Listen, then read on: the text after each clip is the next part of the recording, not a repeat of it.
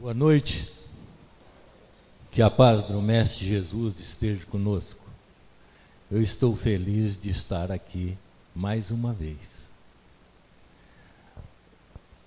Hoje nós vamos abordar um assunto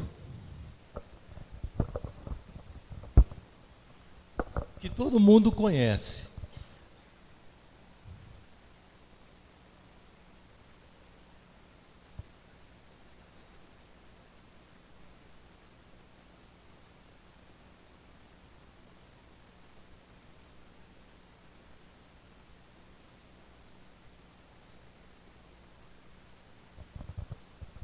Será que a violência tem face?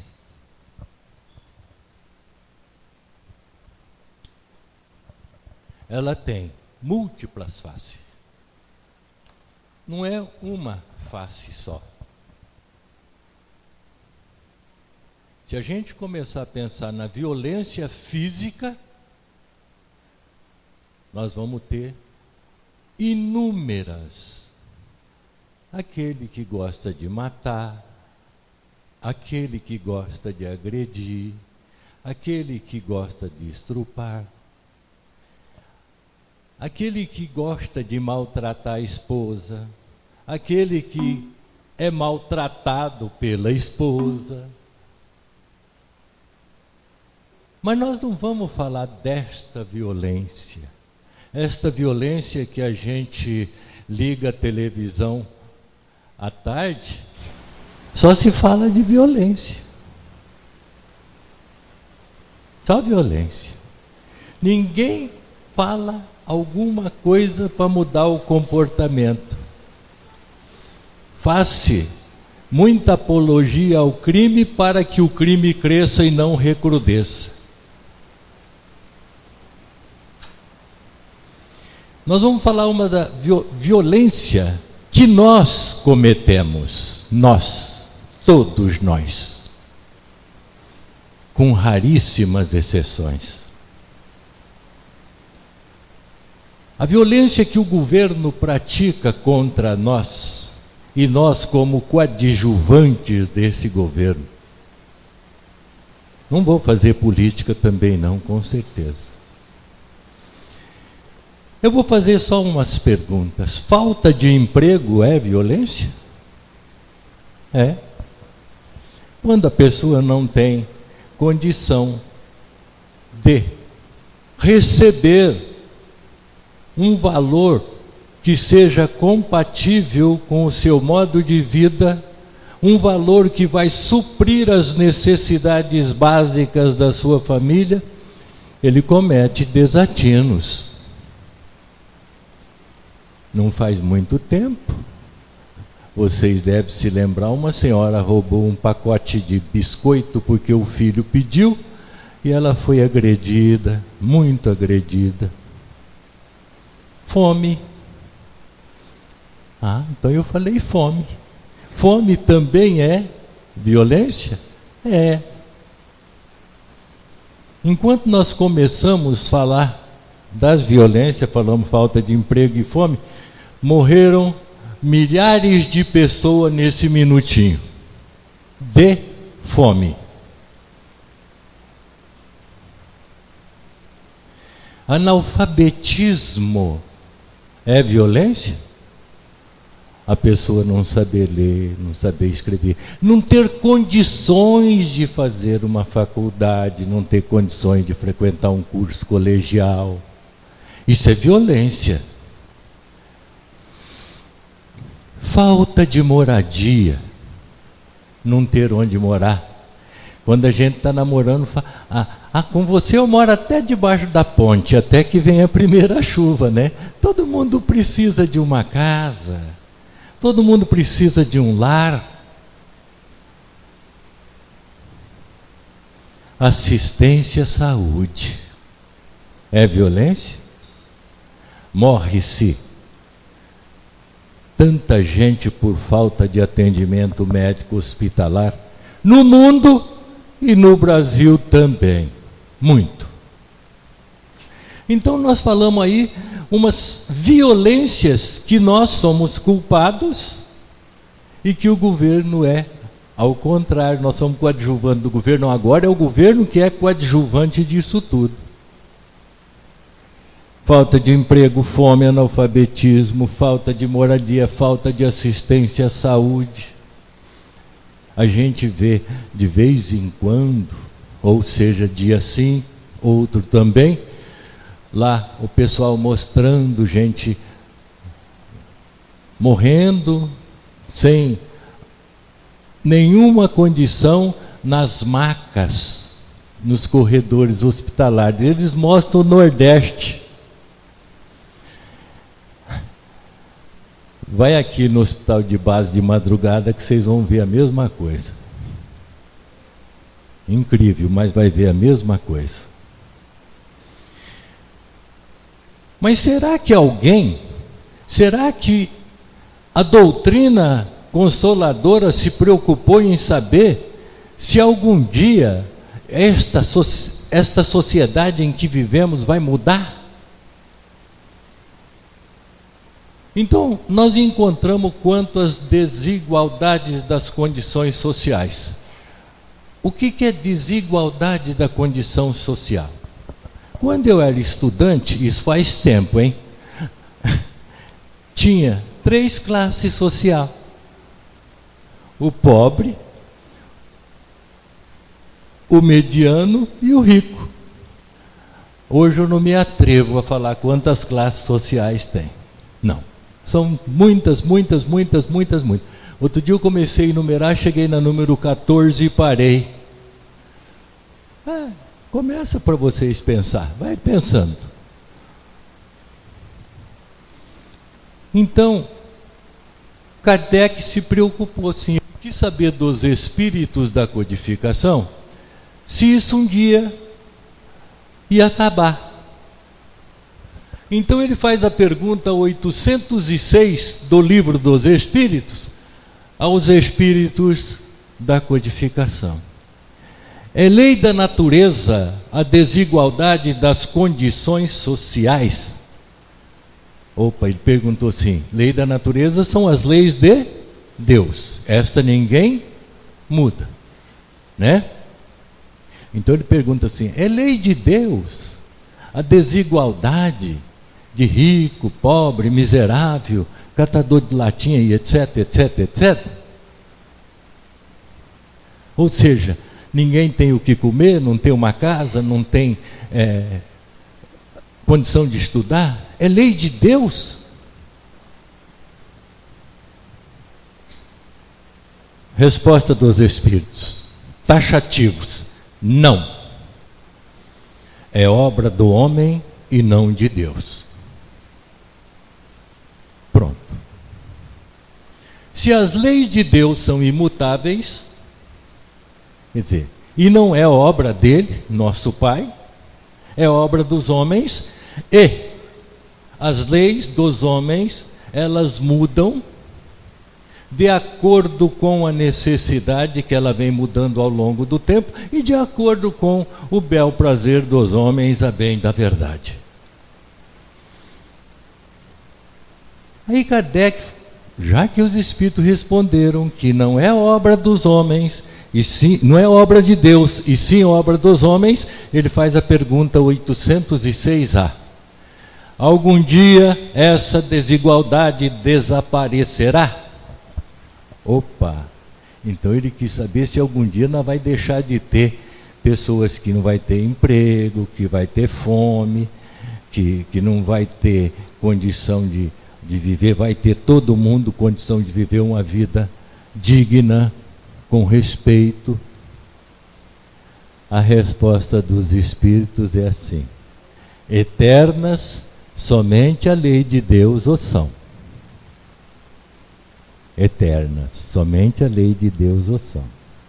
E eles fazem mais uma colocação, mas eles deixam claro o seguinte: eles dizem assim, desaparecerá quando o orgulho e o egoísmo deixarem de predominar.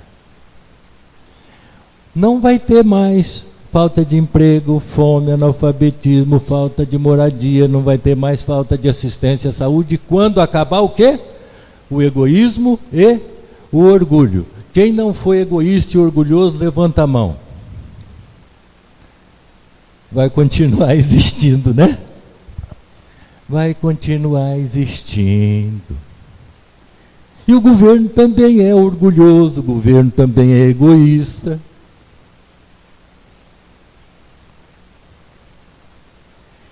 Mas um dia vai desaparecer. Nós estamos caminhando a passos rápidos. Tem gente que fala que é devagar, mas não é não. Nós somos eternos, estamos caminhando a passos muito rápidos para a modificação do planeta Terra. Muito rápido. Então, aqueles que são rebeldes, violentos, assassinos e etc., aquelas violências físicas, esses com certeza não voltam mais para cá. Aqui vai ser o lugar de gente cheia de amor, com muito carinho, com muita compreensão do coração. Aí os espíritos continuam ainda. Eles dizem assim: mas restará tão somente a desigualdade do merecimento. Opa! Então os espíritos dizem que essa desigualdade das condições sociais não vai existir.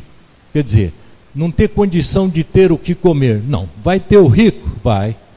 Vai ter o pobre? Vai. Mas ninguém vai mais passar fome, ninguém mais vai ter problema de ter um plano de saúde, ninguém mais vai ter problema de mandar o filho para a faculdade. Mas, eu sou mais pobre do que ele. Isso sempre vai existir.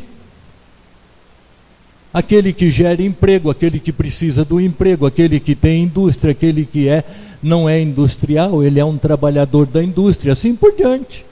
Isto é necessário. E necessário para o nosso aperfeiçoamento. Então, quando eles fazem assim, restará tão somente a desigualdade do merecimento, o que seria isso?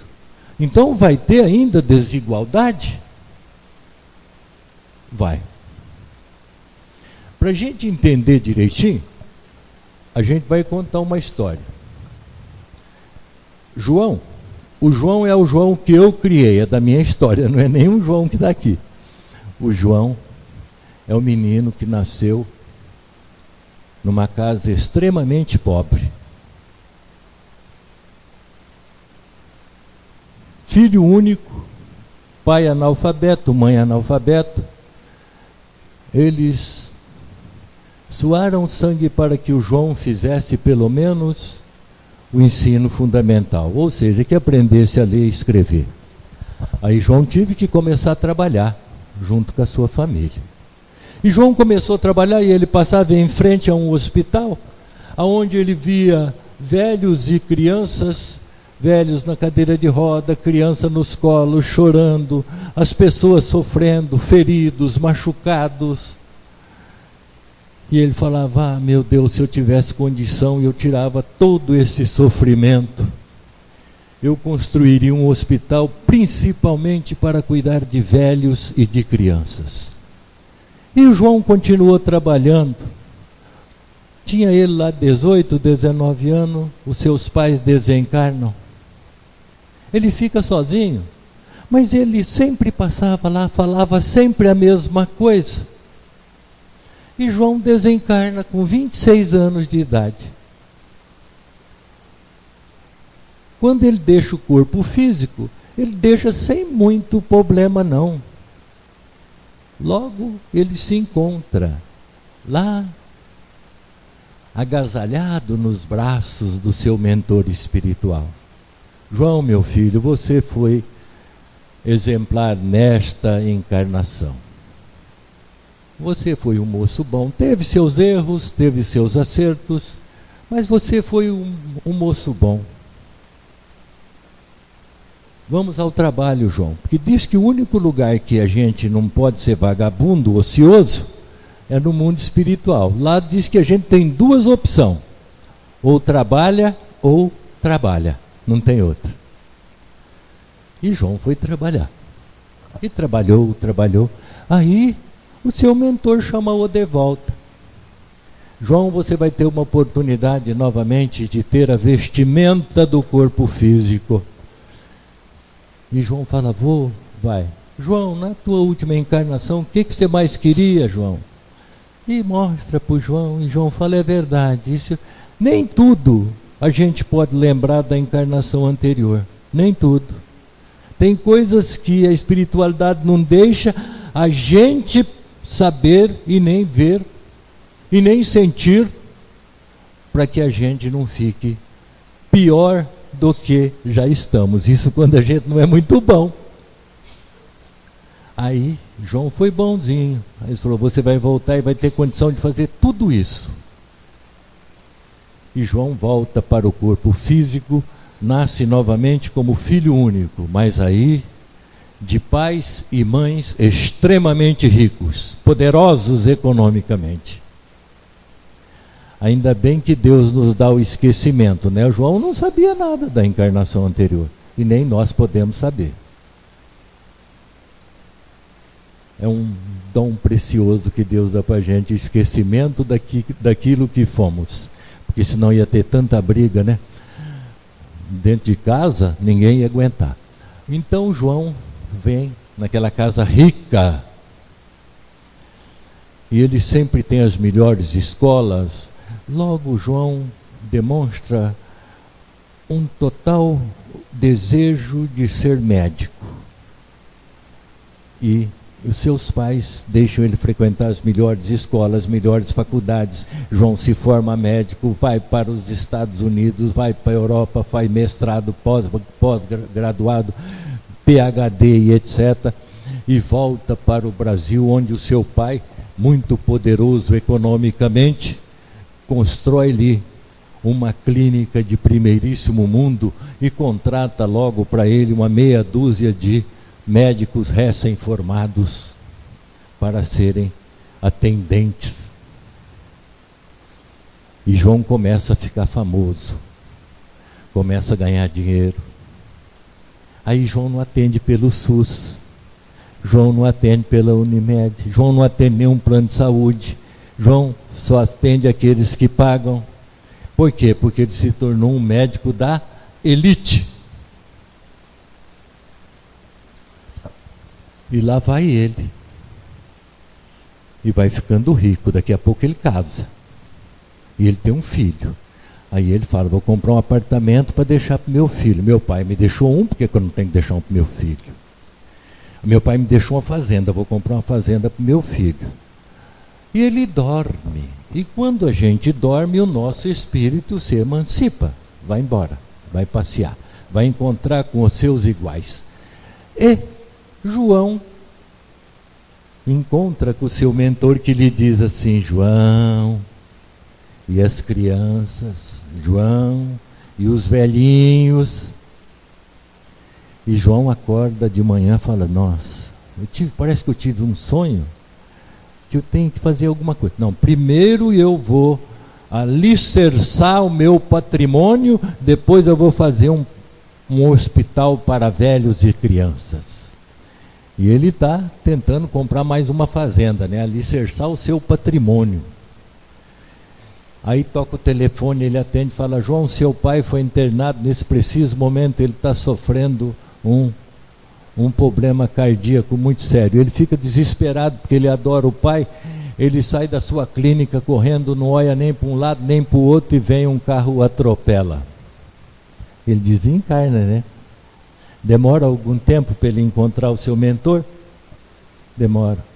Mas aí ele volta a encontrar com o seu mentor. João, você vai voltar novamente, meu filho, vai ter oportunidade. Ele fala, na última eu falhei, né? Falhou, João. Mas não tem problema, Deus é bom. Ele dá a oportunidade de tantas quantas forem necessárias para o nosso aperfeiçoamento, meu querido filho. Então eu vou voltar como médico?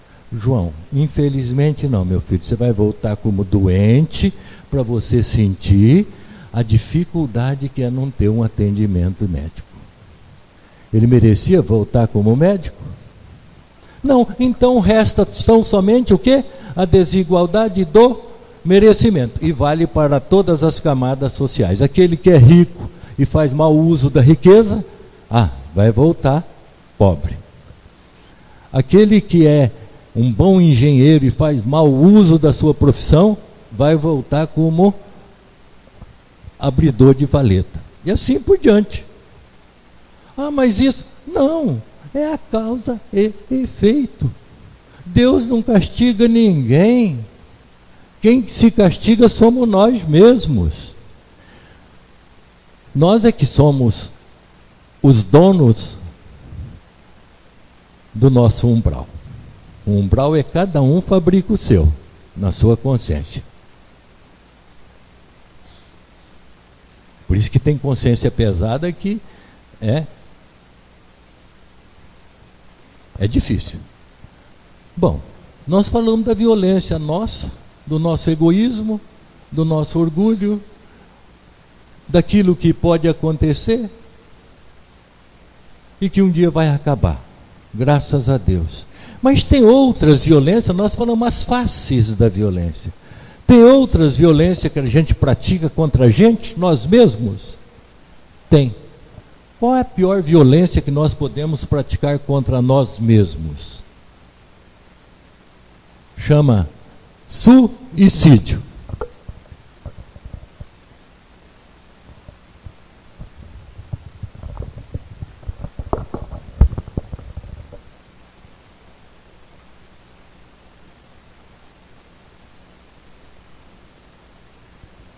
É a pior violência que a gente pode praticar contra a gente, é o suicídio. Dizem os espíritos que o suicídio é uma ação criminosa que o indivíduo pratica contra si mesmo para destruir-se, para matar-se. O espírito decide destruir o corpo que ele ocupa. Para quê? Para fugir da vida, para fugir das responsabilidades. E quando acontece isso? Quando a gente já não tem fé, quando a gente já não tem ideal, quando o nosso orgulho ferido é muito grande, então a gente comete o suicídio, né? Quando o orgulho ferido, aí tem aquela história, né? A moça, o rapaz largou da moça, ela ficou desesperada, deixou um bilhete para ele: se você me largou, você não vai ser feliz nunca mais, eu vou me matar para você não ser feliz. E ela toma veneno e morre. Daí um ano ele está casado e feliz, ela está lá no umbral, né, no Vale do Suicida, sofrendo. Porque todo mundo que comete o suicídio em sã consciência, de livre e espontânea vontade, porque tem um suicídio que se comete e não é por maldade. Não é por maldade. Aquele um comete o suicídio porque tem medo da morte, porque está doente, porque está com dor, porque ficou pobre, porque perdeu a fortuna, porque perdeu a namorada, porque está desgostoso da vida. É em sã consciência. Quem é que já leu o livro Memórias de um Suicida? Pesado? Pesado. Não é o livro que é pesado, não, é o conteúdo. Muito pesado. Camilo Castelo Branco diz que ele ficou lá no Vale dos Suicidas durante dezenas de anos ouvindo o estampido do revólver no seu ouvido e o projétil rasgando de forma lacinante o seu cérebro. Isso dia a dia, mês a mês, hora por hora, minuto a minuto, segundo a segundo, até que se cumprisse o seu prazo. Vocês sabem qual prazo que é, né? Todo mundo sabe. Se a gente vou viver 80 anos aqui, vim programado para viver 80, com 60 eu me mato, falta 20, vamos lá para o Vale dos Suicidas acertar a conta. Mas tem alguns suicídios que não são um suicídio que não, a pessoa faz por amor. Tem uma história no livro Céu e Inferno, do Allan Kardec, que o filho morre, ele é filho único. Quando o menino morre, o moço morre, a mãe fica desesperada.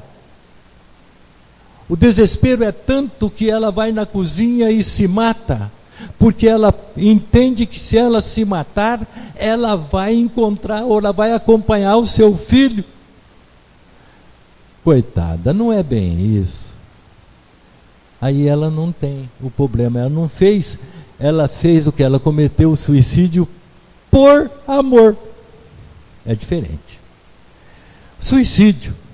Quando a gente comete o suicídio, a gente transgride todas as leis naturais, quer dizer, todas as leis de Deus, provocamos desequilíbrios profundos nos nossos tecidos perispirituais. Então, eu vou ler uma poesia para vocês, que quando eu era mais novo eu decorava. Hoje, se eu não ler, não dou conta. Não decoro mais nada, nem meu número do CPF. Então, essa poesia é de Cornélio Pires. Cornélio Pires, quando em vida, ele era um poeta jacoso. Ele gostava de fazer poesias jacosas, brincalhonas. E ele continuou sendo no mundo espiritual. No livro Astronautas do Além, psicografia do inesquecível Chico, ele escreve a poesia Suicídio. Presta bem atenção que vocês vão ver tudo o que é que causa o suicídio numa outra encarnação. Suicídio, nem pense nisso, nem mesmo por brincadeira. Um ato desse resulta na dor de uma vida inteira. Por paixão, Tim afogou-se num poço de Guararema, renasceu em provação, atolado no efizema.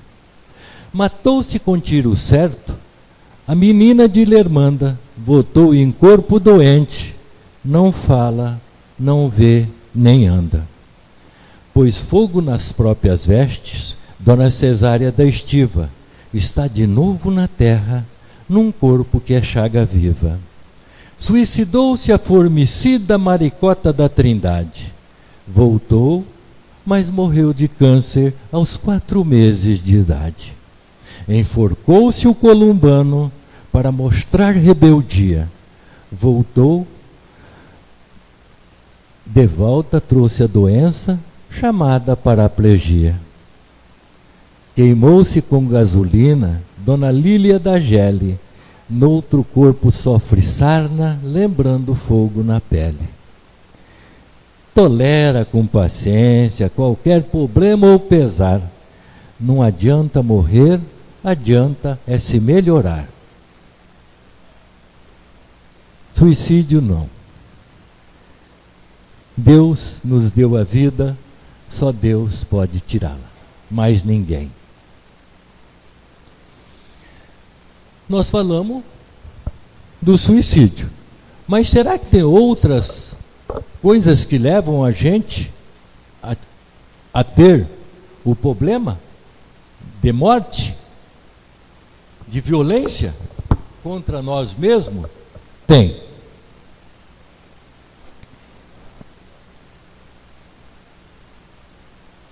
Os vícios.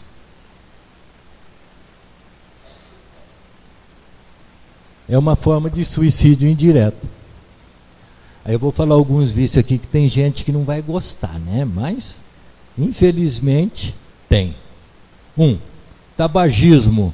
Tabagismo é fumar. O cigarro mata. Então eu fumei durante 37 anos. Aí o camarada falou assim: quantos mais cigarros você está fumando por dia, Lima? Eu falei: 3. Ele falou: rapaz, cuidado, cigarro mata aos poucos. Eu falei: não quero morrer de repente. Quer dizer, então eu queria morrer devagarzinho. Ainda bem que 8 meses antes de eu ir para o Rogério Vilar, onde estou até hoje, eu deixei de fumar. Nunca mais fumei. Alcoolismo mata também. E como mata? É cirrose, é câncer, é um monte de coisa. Alcoolismo é danado, viu? Meu sogro morreu alcoólatra. Eu nunca vi tanto sofrimento na minha vida. Ninguém podia entrar no quarto de hospital que ele estava. A enfermeira entrava com um tubo de oxigênio nas costas, com máscara para poder entrar. Ele simplesmente explodiu vivo. Tá, alcoolismo. Glutonária. O que é glutonária? Glutão. Come muito. Morre também. Eu estou fazendo uma força para manter, eu já pesei 120, agora eu fui diminuindo. De tanto falar que glutão morre, eu estou tentando ver se eu diminuo mais. E morre, viu? Nossa, aí dá colesterol, aí diabetes, triglicérides, e vai indo, um monte de coisa boa, né? E as drogas alucinógenas, que matam. Cocaína, crack, morfina, heroína e um monte de outras que tem por aí. Então quem toma droga, o drogado, ele não é um suicida em plena consciência? Não. Vocês já conversaram com um drogado? É muito fácil, se vocês quiserem, anda na rua, a hora que tiver aqueles menininhos, aqueles mocinhos magrinhos que não estão nem andando mais, eles são drogados, infelizmente. Parei para conversar com um, falei, filho meu, para com isso. Você vai acabar morrendo, criatura. Ele falou, não, o senhor que pensa, eu largo a hora que eu quero. Quer dizer, todos eles pensam a mesma coisa. Você fala, quem fuma, larga de fumar, eu largo a hora que eu quero. Quem está bebendo, para de beber que você morre. Não, eu paro a hora que eu quero, para nada, é vício. Então, quando desencarna, a doutrina diz que eles têm um sofrimento muito grande. Drogado. Vocês já conversaram com algum médium que é vidente, que enxerga espírito? Já? Conversa com um. Eu conheço uma que ela diz que ela nunca mais passa na Praça Rui Barbosa. De tarde, começo de noite. Ela falou, não passo nunca mais. O que eu vejo de espírito sugando as colas, o fumo, junto com aqueles drogados, eu fico horrorizado. Ela diz que não passa mais lá não. Além da gente ser viciado, ainda continua mantendo o vício do desencarnado. Então, a doutrina esclarece que todos os vícios que são prejudiciais ao nosso corpo, eles são prejudiciais também ao nosso perispírito. E arruína a saúde, apressa a nossa morte, é uma forma de suicídio indireto. Indireto. Né? E que leva o espírito, depois do abandono do corpo físico, a um sentimento de culpa muito grande. Esse sentimento é proporcional aos abusos que ele cometeu. Quanto mais abuso, mais sofrimento. E qual outro? Será que tem mais? Violência que a gente pratica contra a gente mesmo? Tem um que eu não gosto de falar. Não gosto. Não gosto porque ninguém tem o direito de julgar a vida de ninguém. Porque quem comete esta violência não faz sozinha. Faz empurrada por alguém, faz por amor, faz por medo. É o aborto. O aborto é tirar a vida de uma pessoa, de um ser vivente que não tem a mínima defesa.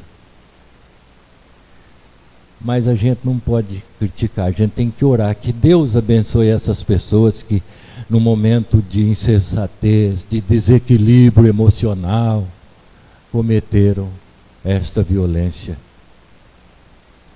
E tem as outras violências, violências que nós praticamos através das nossas atitudes, através dos nossos atos, através das nossas atitudes. São as violências irritabilidade, nervosismo, cólera, jeito bravo, ruim, nervoso, olhar de ódio, olhar de rancor. Olhar, quando a gente olha com olhar de ódio, todo mundo sabe que é olhar de ódio. Quando a gente olha com olhar de amor, é assim. Tem gente que até estuda a íris do olho para saber da doença. Não é mesmo? Não é assim? É. Pela íris do olho sabe a doença. Sabe se está triste, sabe se está alegre. Quer dizer, o nosso olho, ele expressa o sentimento que nós estamos sentindo.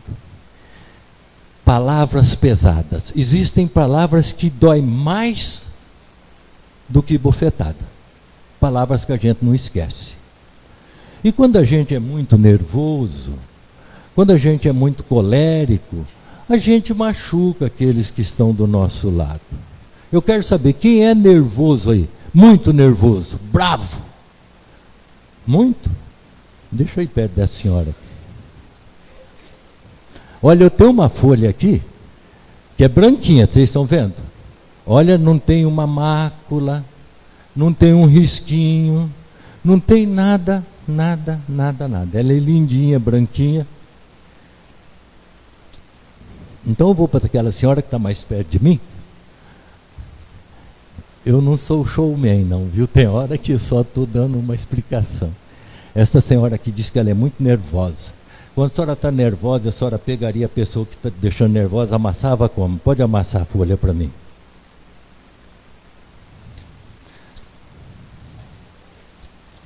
Só com uma mão, a senhora é boazinha. A senhora me devolve a folha do jeito que eu lhe entreguei.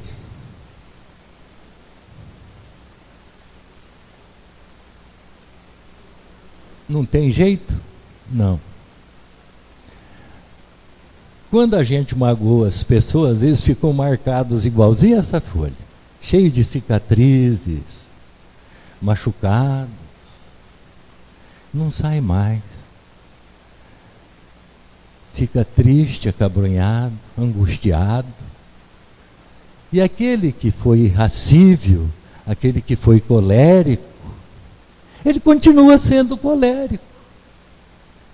Ele vai ferir mais outros, mais outra folha, mais outro, e mais outro, e mais outro. Será que não tem jeito de consertar essa folha aqui? E se nós passar ela a ferro, não vai resolver. Mas não tem aquele pessoal que recolhe papelão, papel e... Tem. E faz o quê? Reciclagem. Se a gente deixar essa folhinha lá, ela vai vir igual? Igual ela não vai vir mais. Ela vai vir um pouco mudada. Ela vai vir um pouquinho menor, pode vir um pouquinho mais escura, mas ela vem lisinha, bonitinha. Então quer dizer que a gente pode mudar. De que forma? A gente tem que reciclar os nossos atos e atitudes. A gente tem que deixar a violência de lado. E quando a gente muda, reciclar quer dizer o seguinte: nós temos que fazer a nossa reforma. Esse papel vai ser reformado através do que? Da reciclagem. Eu vou te dar o papel de presente para você. Não precisa chorar não, viu, querida?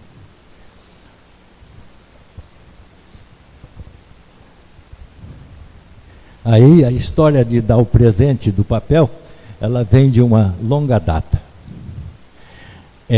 Quando a gente... Eu não sou palestrante não, sou expositor espírita. No ano de 2005, eu fui fazer a primeira vez esta exposição. Com menos vontade ou com menos capacidade. A gente vai crescendo e vai aprendendo. A gente é mero aprendiz, não sei nada.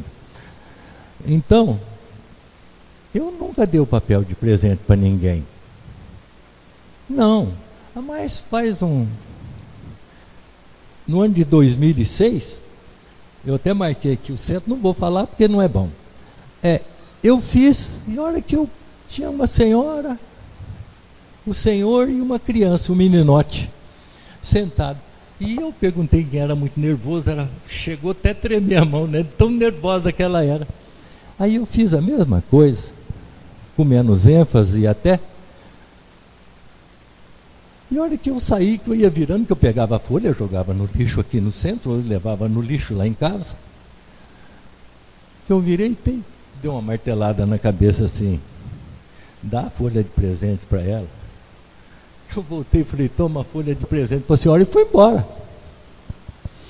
Aí um ano mais ou menos, voltei nessa casa espírita.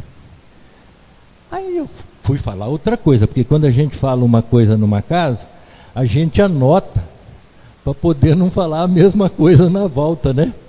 Por quê? Porque a gente não tem a capacidade de estar fazendo uma palestra para cada casa, não faz uma e fala em todas que a gente vai, depois vai fazer outra. A capacidade da gente é zero. Mas então eu voltei, fiz outra palestra, fiz outra exposição.